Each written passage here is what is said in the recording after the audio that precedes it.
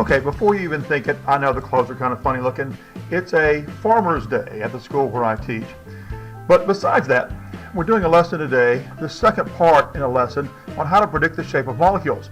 And we're using balloons to make these models. Yesterday, we made balloon models of I made for you a balloon model of an unhybridized set of orbitals. Okay? If you remember, they look like this. We have one of those and one of these. Tyrese, you're not going to find this on your phone, buddy.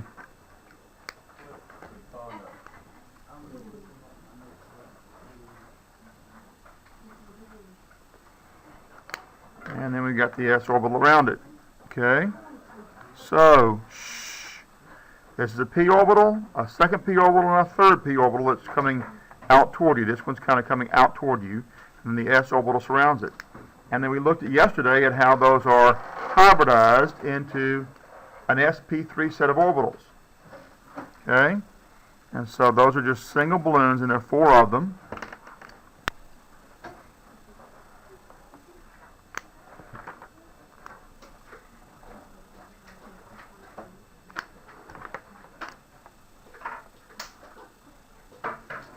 And this is an sp3 set of hybrid orbitals, okay? And then we use that then to build a model of methane in class. And for the model of methane in class, now all these have a nucleus here in the center of all this. Here's our nucleus. So for methane, we have a nucleus center of carbon, and there would have been a sort of a wiener shape. That's an S. That's a sigma bond going to a hydrogen up here, and we would have had another bond coming out kind of toward you with a hydrogen out here. Would have had one going. Well, I have to turn that around. I'm gonna have to work with what I got here because I kind of messed up what I wanted to do, but that's okay. So there's a hydrogen back there. And I've got another one over here. I just kind of spun it around a little bit. Okay?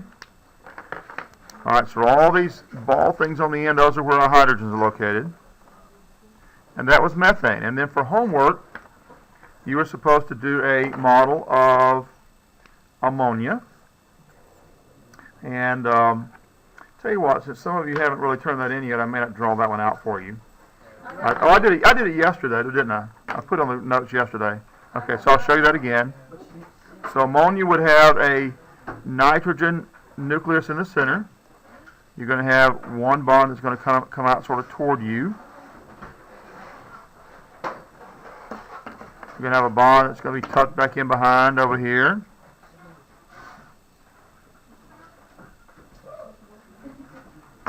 You know, you should be paying attention up here and not talking about other things. I know everybody's excited about being Farmer's Day and all that. But you need to be able to do this for the test, and that's kind of important too.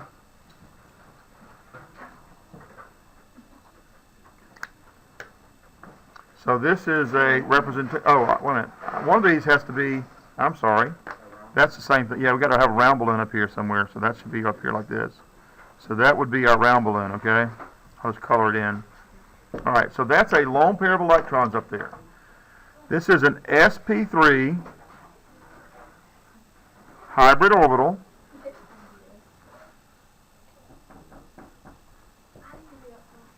with a lone pair of electrons.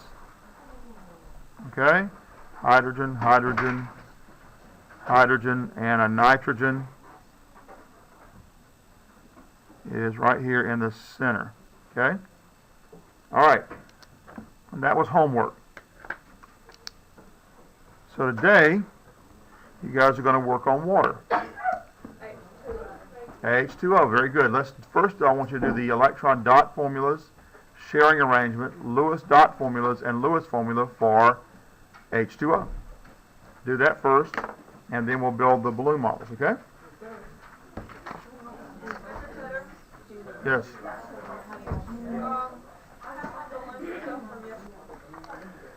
All right, so if we're doing the Lewis formula for water, we're going to start with the electron dot formula we learned 2 units ago. And hydrogen has how many electron dots? 1. And we've got 2 hydrogens because this is H2O. And oxygen has how many electron dots? 6, because it has 6 valence electrons. If you were to do the orbital notation for oxygen, you would have 2 electrons in the s orbital in the valence level, which for oxygen is level 2, and 2 electrons in the first orbital for p, and then 2 p orbitals with only 1 electron. And that's where we get the 6, the 2s and the paired up set in p and the 2 lone electrons here. Okay. Then what we're going to do is we're going to share to give hydrogens how many electrons? 2. Listen, please. Please listen. I was grading the last test, and a lot of people don't realize hydrogen can only have 2 electrons because they were giving it like 4 or 3. Okay? Hydrogens can only have how many electrons? 2. Okay? So we can only share 1 electron with something else to give hydrogen 2 in covalent bonding. Oxygen wants to have how many? 8. It wants to have an octet, okay, in its valence level. And these are valence level electrons in these drawings. And so we can share these 2 right here. Now this oxygen has 8 electrons. It had 6. It shared 2 more. It now has 8. Now we're ready to go from the sharing arrangement. So we started out just the black parts here were the electron dot formulas. Then we did the sharing arrangement by doing the circles around the shared electrons. And now we're going to put them together into a Lewis dot formula, where we squeeze the shared electrons together. Okay? So they get those 2 right here got squeezed in between. These 2 here got squeezed in between. So those that are, when the atoms are over and under, the electrons are side to side. When the atoms are side to side, the electrons are over and under. And the lone pairs just stay there. Okay, so now this is a Lewis dot formula. Okay? Now for a Lewis formula, we're going to replace any shared pairs of electrons with lines. So this shared pair here gets replaced. This lone pair does not. Only the shared pairs get replaced. So I'm replacing this shared pair with a line. I'm replacing this shared pair with a line. And the lone pairs stay the same. And this is a Lewis formula. Lewis dot formula, Lewis formula. Got it? Now I'm not sure that any textbooks make that distinction, but I want you to know what I'm calling it, so I call it Lewis dot and Lewis formula. Okay? This is the Lewis formula, right? Now, we should be able to make a judgment just from this drawing right here how to do a balloon model for water. Okay? Since unpaired electrons maintain this sp3 hybridized orbital, all of these are sp3 hybrid orbitals. Okay, all of these, okay?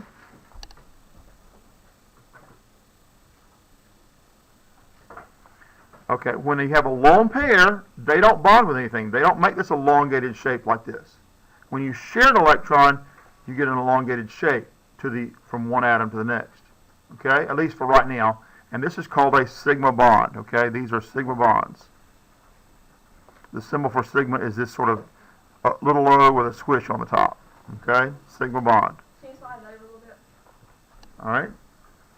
So if you have a lone pair that's not bonded with anything, then that's going to maintain that round shape or that teardrop shape or whatever. But if you bond a pair of electrons with something like I have between this nitrogen and this hydrogen, then it will get this, at least for right now, the single bond, the sigma bond, is going to be a single long balloon shape. Okay? So in addition to this being a sigma bond, it's also a single bond because I'm only sharing 2 electrons. And inside that single bond are just those 2 electrons. Okay? Does that make sense? And that's the case with all of these and all of these down here. Now, so now you're going to figure out, how do I make a model for water? How many sigma bonds do I have? 2. How many lone pairs do I have? 2. All right, figure it out. Make your model with balloons. All right, if I could have everyone's attention, please. We have done now with this water molecule 3 different models, and you should be able to begin to see how those shapes are similar. Please give me your full attention. Get off the phones. Pay attention up here. Okay? So with water then, we've got 2 lone pair of electrons, and they make those round balloon shapes, or what we call round balloon shapes, I guess. And let's see, I'll do one in, let's say, green. Okay? And then we've got 2 of the long balloon shapes on here. One would have to, in this model, has to kind of come out toward you. And one would have to go back behind everything.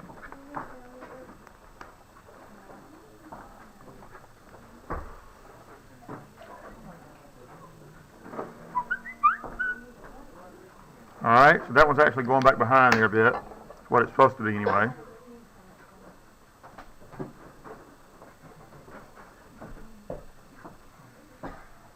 Okay, now, so this is water. And you need to label your balloons so that this is a lone pair of electrons and sp3 hybrid orbital. Both these balloons have to be labeled that way because I want you to know that in this sp3 hybrid orbital there are 2 electrons. There's a lone pair of electrons in these orbitals. Then here, this is a sigma bond. And in that sigma bond, there are 2 electrons. I want you to label it both ways. Sigma and 2 electrons. And then these are both hydrogens over here. Okay? Now, if you have been watching and paying attention here, you should be able to see that these shapes are all coming out kind of the same. The sp3 hybrid orbitals, the methane molecule, the ammonia molecule, and now the water molecule have a similar, or there's a similarity in the shape, where one leg sort of goes up, one leg sort of swings out like this, one leg swings toward you, and one leg goes back behind. You see that? Does that look like that? You understand what I'm doing? How this matches that, all these 4 things here? That one's going up, one's going to the side, one's going up, one's going to the side, one swinging out toward you, one behind, one swinging out toward you, one behind. You see that? So it doesn't matter, you can put like dotted for any type. No, dotted lines mean it's going behind the page. Okay, the triangle means it's swinging out toward you. Okay? So this is the way that chemists draw things in 3 dimensions. Okay? You need to know how to do this. This is a 3-dimensional drawing, the way that chemists do it for these kinds of shapes. And this is called a tetrahedral. Okay, a tetrahedral. So, if we were to show this methane molecule up here as a tetrahedral, then we put the carbon in the center. We put a hydrogen on 4 corners, so all 4 of these corners here have a hydrogen on it.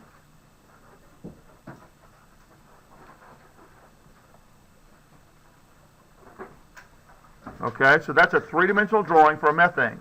You need to know how to do this. I would write this down and make sure you know what you're doing. If I were doing a 3-dimensional drawing for the ammonia that you did it for homework last night, then one of those legs, let's just make it the top one, has a lone pair of electrons on it. And the other 3 parts of it, the one coming out toward you and the one going behind, are going to have hydrogens on here, along with this one on this side. Okay? And then we just did water, and water is going to have 2 lone pairs. So oxygen is the center. That's the lone pair of electrons. And so we got 2 lone pairs on the water. I'm going to put the 2 lone pairs on these parts that are coming out toward you, and the part going back behind here. And these are going to have hydrogens on them. Okay? So these are 3-dimensional drawings for the molecules we've done so far. And all of these, what I've shown you so far is a tetrahedral shape. Okay? So this is a tetrahedral shaped molecule. This is a tetrahedral shape, which is not quite the molecular shape yet because we still have to do some modifications on it. We call this a modified electron pair shape right now. And this one also. And I'm going to show you how we get the molecular shape from that. Okay? From this modified electron pair shape, the way we get to the molecular shape is to remove the lone pairs of electrons. Okay? So I'm going to redraw exactly the same drawing. I do this in pencil, guys. To get to the molecular shape, you're going to redraw exactly the same drawing. Do it in pencil. Okay? Do not do this in pen. There's a reason for this. Okay? So I'm doing it in pencil. I know it's kind of light here for you, but that's, part of it. Why are we doing this in pencil? I'm going to show you. So here's the drawing in pencil. Okay? To get to the molecular shape, I need to remove the lone pair of electrons. So here I'm erasing the lone pair of electrons, and we have a molecular shape now. Now I can go over it in pen if I want to.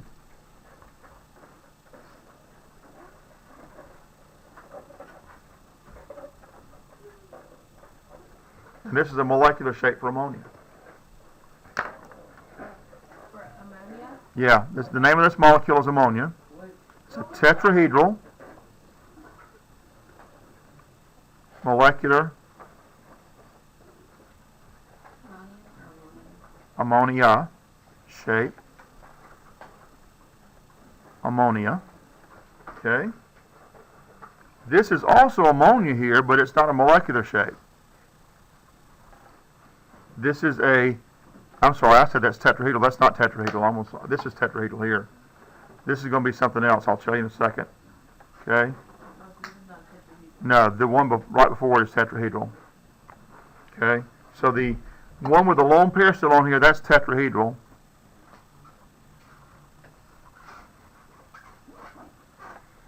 But we don't call this a molecular shape because it still has that lone pair on here. I call this a modified electron pair shape. Modified electron pair shape. Okay? Now, the ammonia molecule, since it doesn't have 4 legs on it. And a tetrahedral is 4 legs equally spaced. This is not equally spaced anymore. This is called a trigonal pyramidal shape. A what? Trigonal pyramidal molecular shape. Okay, so we all know what a pyramid is, yes? Okay. This is a pyramid. How many sides on the bottom of that pyramid? 3. No, well, I mean around the bottom edge. 4 sides, right? Well, since this one doesn't have 4 sides, it only has 3. Okay? If we were to sort of sketch this out, this would look like this. And you only have 3 sides. That's when we call it trigonal pyramidal. Okay? So that's a trigonal pyramidal molecular shape. Got that? Now, this water molecule here, this is not a molecular shape because I still have these lone pairs over here. It's a tetrahedral modified electron pair shape. So this is water, and it's a tetrahedral modified electron pair shape. How do you know which one to get rid of? At the end, you always get rid of the lone pairs. When you finish up, you get rid of the lone pairs. Yeah, the 2 dots are lone pairs. Okay? If they're not shared, they're lone. Okay? Then from this, we're going to eliminate the legs with the lone pairs. Draw it out in pencil. Listen carefully. Draw it out in pencil exactly the way guys, I keep saying this over and over again. Draw it out in pencil first. Exactly the way it looks here. There are people on the next test. And I say this every test, and it always happens. Okay, I can tell the future because I've been teaching long enough to know that somebody's going to do this. Despite my sitting here and saying it, pleading with you to draw it out in pencil first, somebody's not going to do that. And somebody's going to get the wrong molecular shape. Draw it out in pencil in exactly the same shape you have. Hydrogen on top, oxygen here, hydrogen on the side. And it doesn't matter which of these corners this hydrogen goes on. I just like to put it here, okay? Because it's easier to see what's going on, okay? To get the molecular shape, then what am I going to do? Erase the lone pairs. Okay, so what I have now, if I draw it out in pen, looks like this. That's the molecular shape. Well, that's not tetrahedral.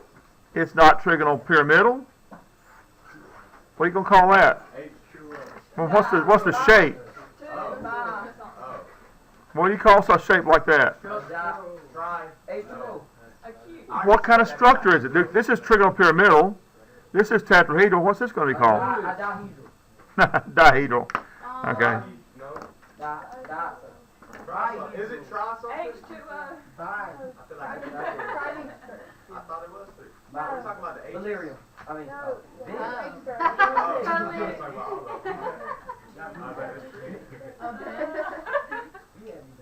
Yeah, it's not very, high-end sort of thing.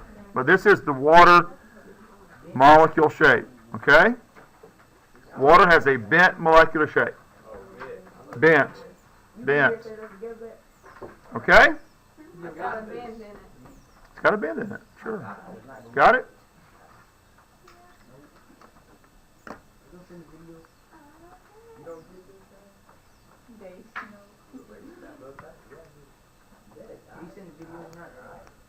Huh? I'm trying to record it now. I'll try to get the video to you. I'm not going to promise anything. Never promise. I'll do what I can. Okay, I've got a lot going on today. Okay? All right. Now then, and this is methane up here is just a tetrahedral molecule. Okay? Because it doesn't have any lone pairs on it anywhere. We don't take any lone pairs off. So methane has a tetrahedral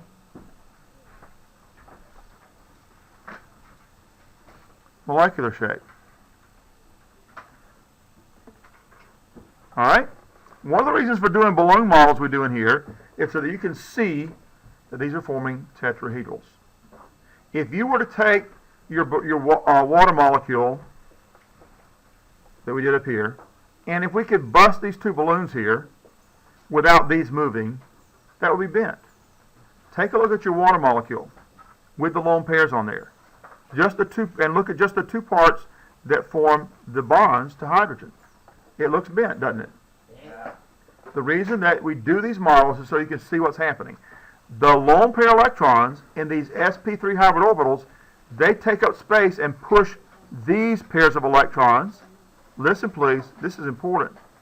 There's 2 electrons in these. 2 electrons in these lone pairs in this sp3 hybrid orbital. There's 2 electrons in this shared orbital here we call a bond, a sigma bond. And those electron pairs, we get 2 together because of what? We did this in unit 2. You get 2 electrons in the same orbital because opposite spins. Okay? So in these orbitals, there are bonds now because they're shared. These electrons have opposite spins. That's why we can get 2 electrons here, 2 electrons here, 2 electrons here, and 2 electrons here. Okay? Now, these electrons here, this pair of electrons, push apart from these. Okay? All these pairs of electrons push apart from the others and make these shapes. You got that? That's important. You got to know why this happens. Why is what scientists are trying to figure out. Okay? All right. So that's why they form the shapes they form. Why do molecules make the shapes they form? Because the pairs of electrons push apart from each other. That make sense? Why do molecules make the shapes they make? Because the pairs of electrons push apart from each other. Okay? This is called vesiper. Okay, vesiper for valence, shell, electron, pair, repulsion. Okay? Valence, shell, electron, pair, repulsion. Got that?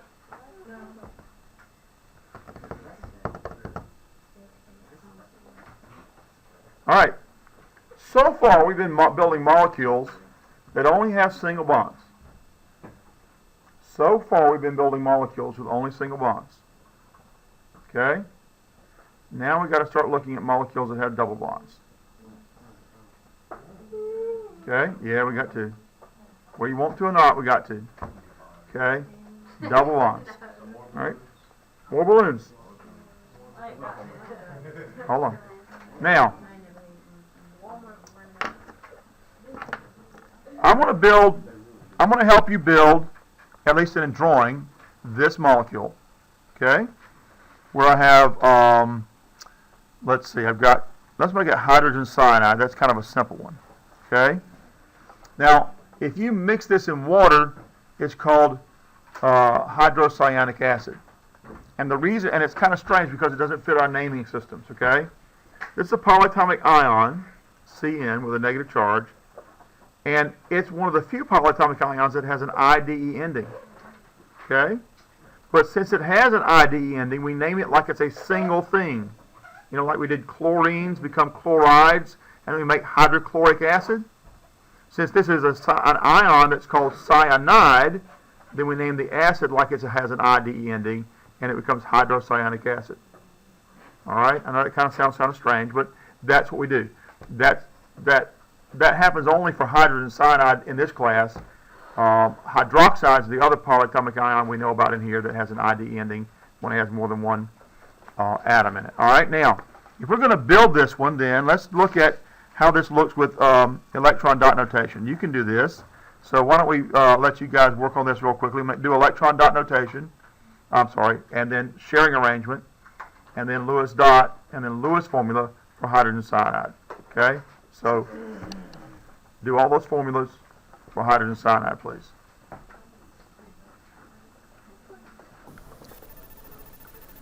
Now then, I gave you that molecule to do because I wanted you to practice. We did this one on the last test, and this is the one we're going to be making a balloon model for homework. For the one that you were just doing, you first write out the electron dot formulas, like this hydrogen I've got sort of highlighted over here, and then the electron dot formula for carbon, the electron dot formula for nitrogen, and then you show the sharing arrangement of all those electrons, like the Lewis dot formula. Triple bonds are written like this, where the 3 dots are side to side, stacked like that. And then here's your Lewis formula, where you've got lines that replace any of the shared pairs. There's 3 shared pairs of electrons here, so 3 lines. Lone pairs, like the ones on the end of this nitrogen here, well, those just remain. Okay? So we're going to move now to this one that you should have done on the last test. So here is formaldehyde. Here's the sharing arrangement, same sort of thing as we did right up here. Okay? Here's the Lewis dot formula, and here's the Lewis formula. So we're going to build from this a molecular model for balloons that's going to show the shape of a double bond. Well, this part here, this is the double bond. Now, pay close attention, please. This is the same kind of sigma bond that we've been doing. So these sigma bonds we did here, and here, and here. Okay, those are all that's the same as this kind of bond. There are 2 electrons there. They are shared in a space directly between the 2 atoms here. But if I'm going to have a double bond with 4 electrons, remember only 2 electrons can be near each other because they have opposite spins. Okay, those opposite spins then allow them to get into the same space. In order to have a double bond, we can't put a second pair of electrons in the same space. We have to create some kind of a bond, or nature creates a bond that is outside of that space. And so what happens is you have a set of p orbitals that are unhybridized. So let me show you this. So here is our, let's see, the carbon atoms here, oxygen atoms here, and we had the sigma bond located here. Okay? And then we have p orbitals on this carbon. And a p orbital, remember, has 2 nodes, or 2 antinodes, and a p orbital on this oxygen that are not going to be hybridized. They're going to remain just the way we started when we did our last set of balloon models. Okay? And those are the p orbitals that are unhybridized, like this orange one, a blue one, a green one. Okay. Now, for the second bond to occur between these two atoms, these two antinodes actually reach out and sort of touch each other. Okay? So the electron that was in this orbital is going to be shared here, and the electron in this orbital is going to be shared here. And so this all together makes up a single, these two parts here, it's two parts of the same bond. So two parts of the same bond, just like the p orbital here had two parts, two antinodes. Well, this bond stretching across the top and bottom has two parts as well. And all together it makes up a p orbital. Okay, I'm sorry, a pi bond. Have p orbitals becoming pi bonds. And so you get this. All right? And so here you've got a sigma bond and two parts of a pi bond. Okay, the pi bond comes in two parts, but it's one bond. So if I stack this where I meant to, you can kind of see how it fits into our drawing here. Okay, so this is formaldehyde. So this oxygen here has two lone pairs. So we're making two of those round balloons for the lone pairs. Those are hybridized orbitals. Hybridized orbitals remain in the single balloon shape. This is not going to be an sp3 hybrid that we're working with here, but we'll find out about that in the next lesson. And the carbon over here on the other side is bonded to two hydrogens. So we've got a sigma bond going to a hydrogen and a sigma bond going to this hydrogen, and all the labeling that's responsible for that. Now, the pi bonds, you're going to label both of those as pi x. You could label it pi y or pi z. It doesn't really matter.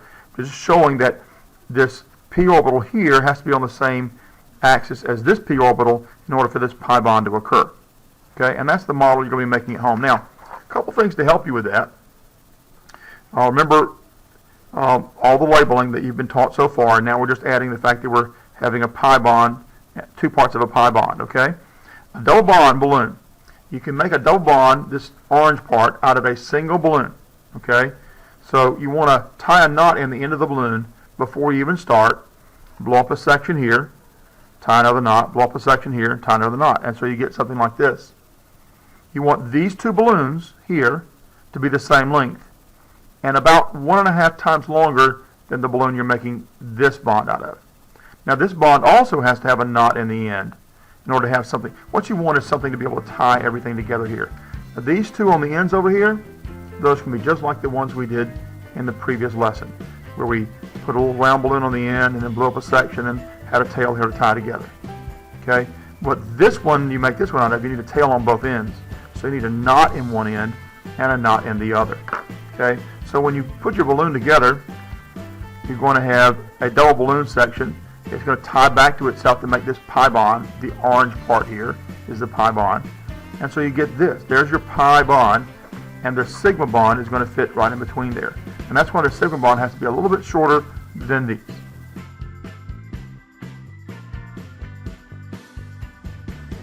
So, here's a balloon, and I've knotted a little piece on the end. Okay, so you cut the end of it. Well, I just have one that's cut. It doesn't matter if it's cut or not. You don't have to have it cut. I just have one that's cut, and I just used it. But you got to have a knotted section here. This is so you can tie it up at the end. If you don't leave a little section at the end like that, you won't be able to tie them back around to each other. Okay? So now we got to blow up a section here. Okay? So here's that long balloon I blew up. Okay?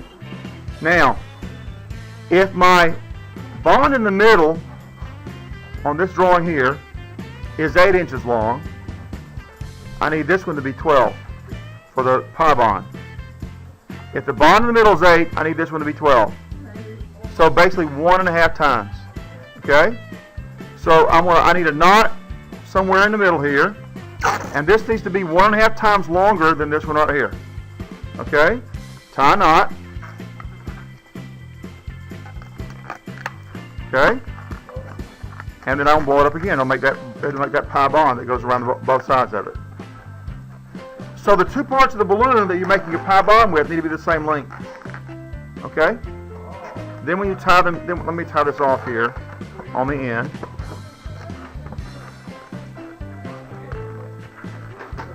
And then the blue one goes in between. this blue, so it has to be smaller than these to go in between, right? Shorter. And you tie these together on the end, like that, and there's your pi bond. Yeah, kind of like sausage links. Now, oh, another way to think about it. That's the wiener. This is the bun. Hot dog. Okay? All right. So, work on this over the weekend, okay? See if you can get this model done. Bring it in Monday, or take a picture and put it on that Google page I made for you, okay? Okay, and then do we have to still bring it in? No, if you got plenty of pictures for me to see all the labeling, you don't need to bring it in. Okay?